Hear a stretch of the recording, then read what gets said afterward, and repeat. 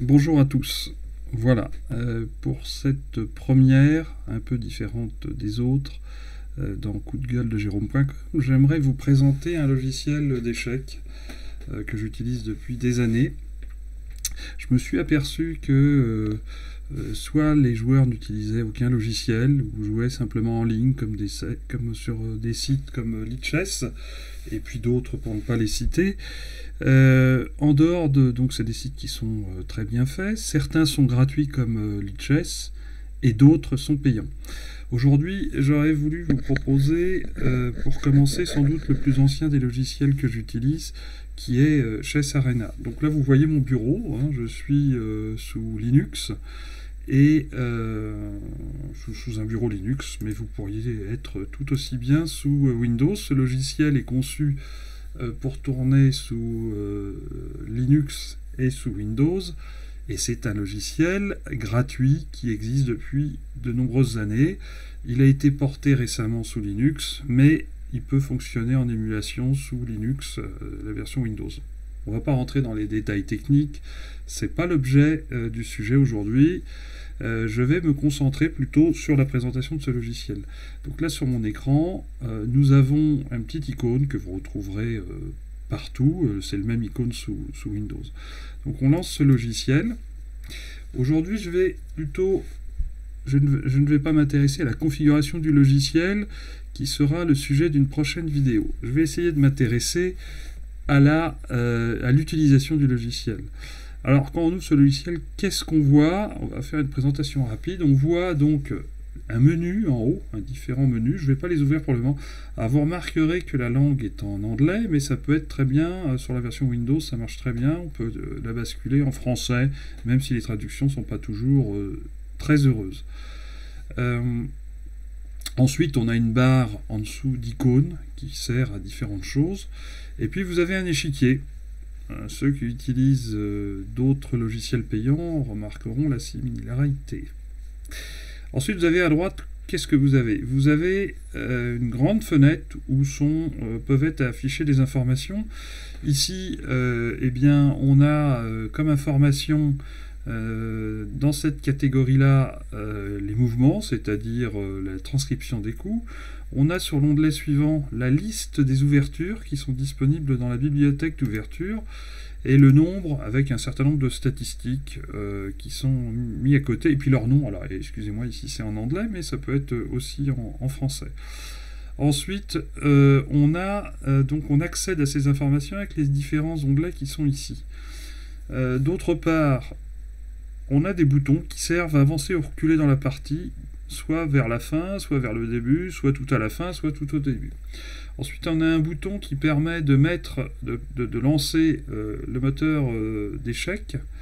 On a un bouton démo, un bouton analyse, un bouton edit, je reviendrai sur tout ça un peu plus tard, et puis une fenêtre tout en bas.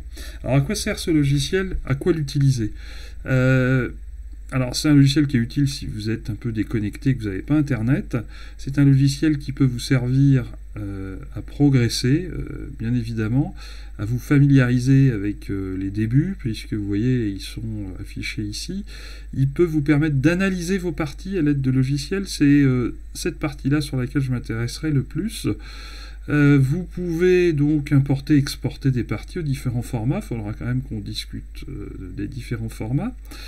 Et puis, vous pouvez aussi jouer. Alors, jouer, en général, jouer contre un ordinateur aujourd'hui, souvent on n'aime pas, c'est difficile. Je pourrais vous montrer dans des prochaines vidéos comment faire pour que le jeu soit agréable et convienne à votre niveau. Allez, allons-y. Alors, on va commencer par voir ce qu'on peut faire avec. Là, on va se mettre dans un mode édition, donc je clique sur le bouton édition, et à ce moment-là, je peux jouer les coups. Donc voilà, ici je fais une ouverture du roi. Voilà, on peut jouer les coups. Et on voit au fur et à mesure que la bibliothèque affiche un petit peu les coups qui sont possibles à chaque fois. Voilà. Donc là, on voit que dans cette position-là, qu'est-ce qu'on a à notre disposition parmi les jeux qui sont enregistrés dans la bibliothèque d'ouverture? Principalement espagnole, donc italienne, écossaise, etc., etc. Mettons qu'on s'intéresse à l'italienne. Alors je prends cet exemple-là, parce que c'est un début, c'est le début de mes débuts, c'est un début que j'aime bien. Voilà, il nous propose des alternatives. Et on voit, alors là, effectivement, c'est transcrit en anglais, mais ça peut être toujours en français, quelles sont les alternatives les plus courantes pour les noirs. On voit qu'il en propose deux, donc fou C5 ou cavalier F6. Allez, soyons fous, prenons fou C5. Et on voit les différentes opportunités qui se trouvent ouvertes à vous. On va partir sur quelque chose qui est assez fun, que j'aime bien, qui est le Gambit Evans. Voilà.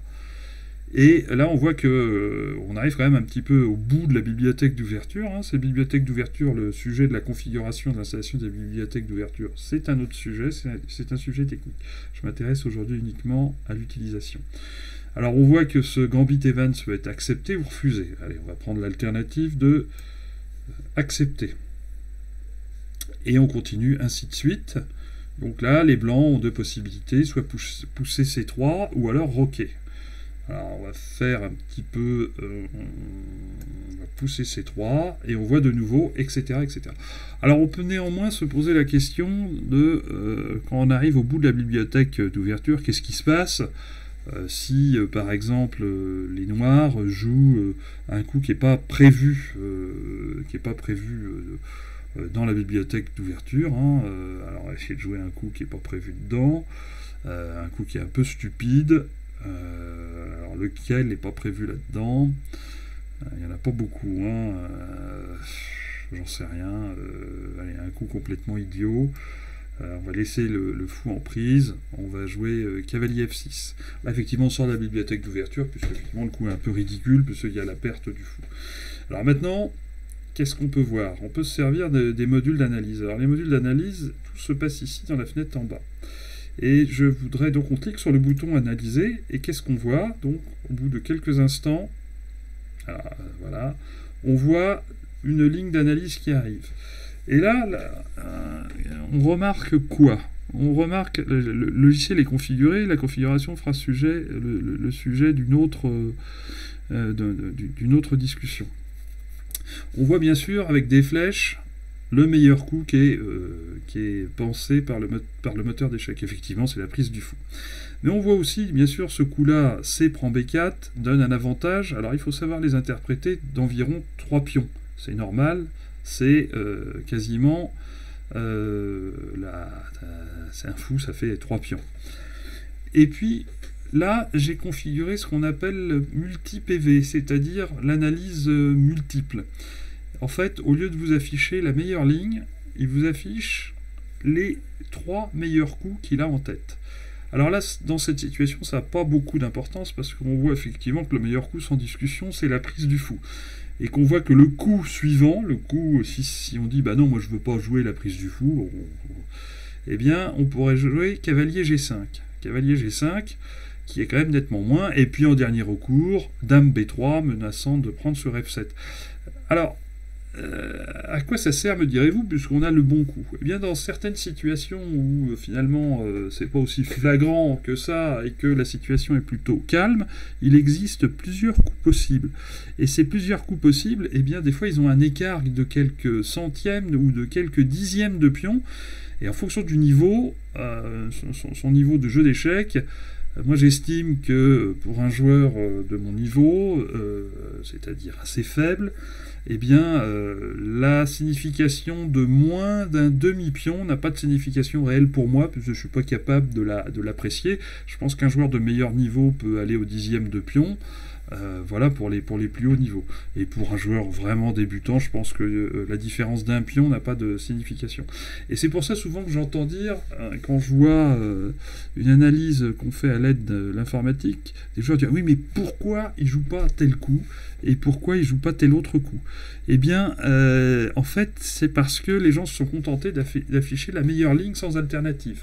Et souvent, les 3 premiers coups dans les positions calmes sont très équivalents, parce que qu'est-ce qui fait que si on demande à l'ordinateur d'envisager, on peut tout à fait essayer de voir ce que l'ordinateur calcule en début de partie, on va le laisser, hein, on va lui laisser.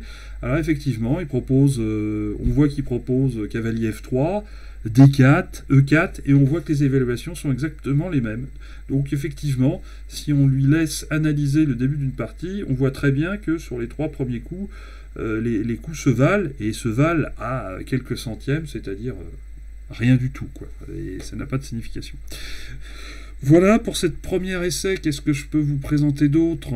Eh bien, il existe donc ce module d'analyse, hein, qui est permanent, hein, voilà. Pour jouer, eh bien, dans ce cas-là, il suffit de cliquer sur le petit icône nouvelle partie. Il demande si vous voulez sauver la partie, vous faites oui ou non, et ensuite vous pouvez démarrer une partie contre l'ordinateur. Alors là, effectivement, ça demande quelques réglages. On peut maintenant faire un petit peu rapidement le tour, pour terminer cette vidéo, des menus que je vais expliciter plus tard dans des vidéos suivantes si cela vous intéresse. On a un menu fichier où on retrouve nouveau. Alors la particularité aussi de ce logiciel, c'est qu'il gère le Chess 960 pour ceux qui connaissent, avec les positions de départ aléatoires. Ensuite, on peut même jouer en réseau local, chacun devant son PC. Ça, c'est une vieille possibilité qui est peut-être pas très facile à mettre en œuvre encore aujourd'hui. Et bien sûr, on a les menus sauvegarder, sauvegarder comme, et puis quitter. Alors, on a un menu PGN. Qu'est-ce que c'est que le PGN? C'est le format normalisé des parties en informatique. C'est un format qui décrit, finalement, c'est un fichier texte qui décrit les coups tels que vous les noteriez sur votre feuille de partie. On a un autre format qui existe, qui est le format EPD. Alors ce format EPD, lui, il permet en une ligne de décrire une position. C'est un format qui décrit les positions, et ça peut être... Alors, quel est l'intérêt de ces deux menus? Le PGN, ça permet d'importer ou d'exporter des parties, et l'EPD, ça permet d'importer ou d'exporter des positions. Ensuite, on a un menu jeu. Alors on peut, si on joue, éditer ce qu'on appelle les données du jeu, hein, par exemple, voilà, là on remarque que si je fais une partie, je m'appelle Jérôme Bonsavoir, que j'ai un Hello de 11,99 par défaut, que le programme d'échecs en face a lui un Hello de 3200, et puis on peut mettre tout un tas de données. On a un menu qui permet de mettre en place des positions. Vous pouvez faire une analyse d'une position. Vous pouvez très bien le faire à travers ce menu-là. Ensuite, il y a un menu niveau. Alors, ce menu niveau, je vais essayer de m'y arrêter un petit peu pour l'expliciter. Ce menu niveau, finalement, quels sont les niveaux possibles? Les niveaux possibles quand on joue contre l'ordinateur, c'est de fixer un temps par coup. On peut fixer un temps pour toute la partie, et puis il y a des niveaux qui sont un peu plus... compliqué à appréhender, en particulier le menu profondeur de recherche définie. Et là, qu'est-ce que c'est? Finalement, qu'est-ce que c'est? C'est une valeur en demi-coup, donc un coup c'est les blancs jouent, les noirs jouent, voilà, et en demi-coup, c'est les blancs jouent ou les noirs jouent. Alors, si vous le fixez, alors bien sûr, si vous le fixez par exemple à 4 demi-coups, l'ordinateur va jouer très vite et le niveau sera assez faible. En général, c'est un niveau que je recommande assez peu. Donc le temps par déplacement, un mode blitz où on peut choisir l'incrément et puis le temps total, un mode recherche de maths qui ne sert plus beaucoup aujourd'hui, un mode d'analyse infinie qui fait que ça cherche jusqu'à temps qu'on l'arrête. Un menu de tournoi, voilà, où on peut mettre, dire les différents modes de partie. Puis un menu nœud qui est assez intéressant, ce menu-là, surtout si vous voulez jouer contre l'ordinateur, où on peut placer, j'y reviendrai sans doute, la valeur maximum du nombre de nœuds que l'ordinateur, enfin le moteur peut analyser. Alors à savoir qu'aujourd'hui un moteur analyse en moyenne 1 million de coups par cœur de processeur. Si vous avez un processeur quad-core, eh bien vous analyserez en moyenne qu'à peu près, si c'est un PC fixe ou portable, vous analyserez à environ 4 millions de coups par seconde. Et c'est c'est des très grosses valeurs. Pour vous donner une idée, là il y a une valeur qui est fixée, vous la voyez à 500, c'est une valeur moi qui me permet de jouer agréablement avec des parties disputées sur lesquelles j'ai une chance de gagner et qui donne un réel plaisir de jeu. Voilà, ça c'est une des méthodes qui permet d'affaiblir, et je pense que c'est la meilleure, d'affaiblir le niveau de jeu de l'ordinateur. Quand vous jouez à ce niveau-là, je tiens à vous dire que la réponse de l'ordinateur est quasi, enfin c'est même pas quasi, elle est totalement instantanée au niveau humain. Voilà, je continue mon parcours et ensuite je vais m'arrêter. On a un menu donc qui s'appelle moteur, hein, engine, où là on peut gérer, c'est l'intérêt de ce logiciel, on peut gérer les moteurs d'échecs. Je vais juste cliquer sur le premier menu qui permet de gérer, et on voit qu'on peut gérer différents moteurs. Pour la petite info, j'aimerais quand même vous partager, j'entends souvent, alors c'est une petite attaque, c'est une petite attaque pour les gens qui sont un petit peu toujours en pensant que le payant et plus c'est cher, mieux c'est. En l'occurrence en informatique c'est pas du tout vrai. Ici je vous ai mis un site qui récapitule le niveau en Elo estimé des moteurs d'échecs. Alors, je vais essayer de... On voit très bien là-dessus, qu'est-ce qu'on voit. Alors, je vais essayer de prendre une liste simplifiée, c'est pas forcément la meilleure, ce que je vais faire. Voilà, c'est... Alors, on va essayer de prendre... Voilà. Alors, ce menu, on voit quoi? Que le meilleur programme d'échecs, alors il y a différentes couleurs, je vous explique. Quand c'est orange, c'est un programme libre, vous pouvez accéder au code, le compiler vous-même, le modifier, et c'est intéressant. En bleu, c'est les programmes commerciaux, et en vert, les programmes gratuits.